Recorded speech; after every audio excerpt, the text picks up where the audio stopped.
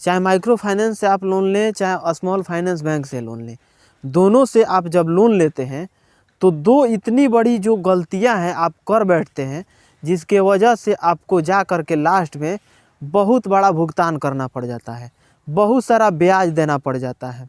जैसा कि लॉकडाउन में आप लोग सुने होंगे कि बहुत सारे लोग जो हैं पैसा जमा किए थे, लेकिन स्टाफ पैसा लेकर के भाग गए थे, पैसा उनका जमा नहीं कराए थे बैंक में।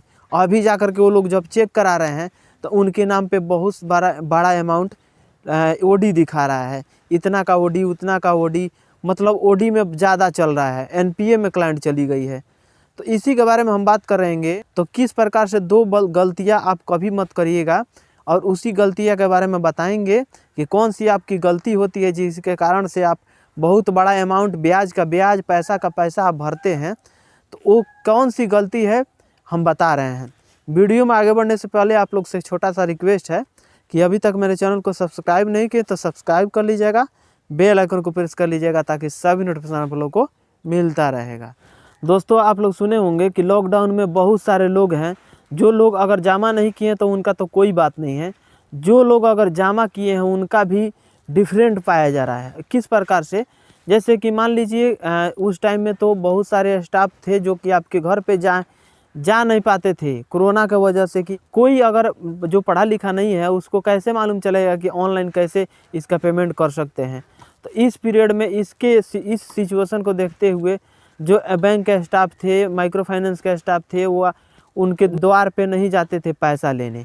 लेकिन बाद में वही क्या हुआ था कि बहुत सारे स्टाफ ऐसे किए थे कि क्लाइंट से पैसा ले करके उसको पोस्ट नहीं किए थे, बैंक में जमा नहीं कराए थे, कंपनी में जमा नहीं कराए थे, और उनके ऊपर अभी तक ओडी दिखा रहा है। तो ये जो है आपको करना क्या है, जब आप माइक्रो फाइनेंस से या स्मॉल फाइनेंस बैंक से जब आप लोन ले रहे हैं तो पहला आपको ध्यान देना पड़ेगा, उसका जो ईएमआई होता है कभी टूटना नहीं चाहिए। तोड़ने से क्या होता है, बैंक के नज़र में आप बुरे हो जाते हैं, आपका जो सिविल स्कोर होता है वो डाउन हो जाता है। दूसरा नुकसान, और जो बैंक अगर मान लीजिए अगर 2-3 महीना कंटिन्यू आप जमा नहीं किए, बैंक के स्टाफ गए, ब्रांच मैनेजर गए, आरएम गए, बहुत सारे पोस्ट वाले हैं जो आपके द्वार पे गए, आप पैसा नहीं जमा कर रहे हैं, लेकिन फिर आप बाद में सोच रहे हैं कि क्यों नहीं अभी जमा कर दें, तो इसी तरह मिसमैच हो जाता है। अब मान लीजिए आप पैसा जमा किए, अब ब्रांच मैनेजर के नज़र में आप तो हैं कि हाँ ये बंदा पैसा नहीं जमा कर रहा है, लेकिन आप पैसा जो जमा किए वो किसको जमा किए, स्टाफ को जमा किए। तो वो पैसा स्टाफ ले जा कर के बैंक में नहीं जमा किया, और ब्रांच मैनेजर भी जानता है कि हाँ ये बंदा ये क्लाइंट पैसा नहीं जमा कर रहा है। तो इसके हिसाब से आपका जो पैसा होता है, जो ईएमआई होता है वो मिसमैच हो जाता है, और इसके कारण से आपका जो पैसा होता है बढ़ने लगता है। जब आपका ईएमआई टूट जाता है तो सिविल स्कोर जो है घटते घटते इतना घट जाता है कि आपको कहीं से लोन भी नहीं मिल पाता है। तो पहली गलती यही है आपकी कि आप जो ईएमआई ले लेते हैं, आप उसका जो ईएमआई है जमा नहीं कर पाते हैं, नहीं करते हैं, या 1-2 किस्ती आगे पीछे करके जमा करते हैं। तो इसमें आप ही का नुकसान है। और बैंक का जो पैसा आप दे देते हैं, जो फील्ड ऑफिसर है पैसा आपका मिसमैच कर ले रख ले, तो अगर आप इस प्रकार से कर रहे हैं तो आपके लिए सबसे बढ़िया सजेशन यही है कि जो पैसा है आप ऑनलाइन जमा करिए, अपने मोबाइल से जमा करिए। सब कोई तो एंड्रॉयड फ़ोन आज के पीरियड में चला रहा है, तो इसमें आपको ध्यान देना पड़ेगा, आपको ऑनलाइन भुगतान कर दीजिए, सबसे बेटर रहेगा। दूसरा सबसे बड़ी गलती है कि जब आप कहीं से लोन लेते हैं तो आप उसको बार बार पलटी कराते हैं। देखिए हम कैसे बता रहे हैं। जैसे माइक्रो फाइनेंसिंग जो है, माइक्रो फाइनेंसिंग का बहुत सारा माइक्रो फाइनेंसिंग है जिसका रूल है, जब एक बार आपको लोन दे दिया तो जब तक आप उस लोन को लास्ट तक नहीं चलाएंगे, यानी 2 साल का जो ईएमआई है, तो 2 साल कंटिन्यू लगातार 2 साल चला रहे हैं, जब तक ख़त्म नहीं होगा एगो तब तक दूसर का नहीं मिलेगा। लेकिन स्मॉल फाइनेंसिंग बैंक जो है उसमें आपको तुरंत लोन मिल जाता है। कैसे मिलता है, अब मान लीजिए दूसरा जो लोन है आप 1 साल उसको चला लिए, 1 साल के बाद आपका 50% पैसा बचा है। अब उसको क्या किए कि वहीं पे स्मॉल फाइनेंस बैंक है उसमें आप अकाउंट ओपन करा लिए, अकाउंट ओपन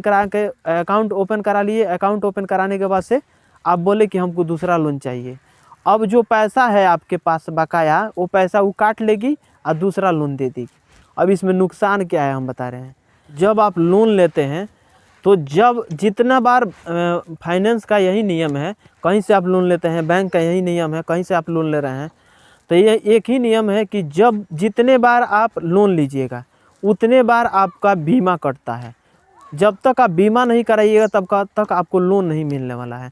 तो जितने बार लोन दिया जाता है कंपनी के द्वारा, माइक्रो फाइनेंस के द्वारा आपको समझा दिया जाता है कि इतना पैसा आपको, अगर 50,000 लोन पास हुआ है, 80,000 लोन पास हुआ है, तो उसमें से इतना का आपका बीमा कट जाएगा। 2 साल का बीमा होगा, पति पत्नी का बीमा होगा, ठीक है।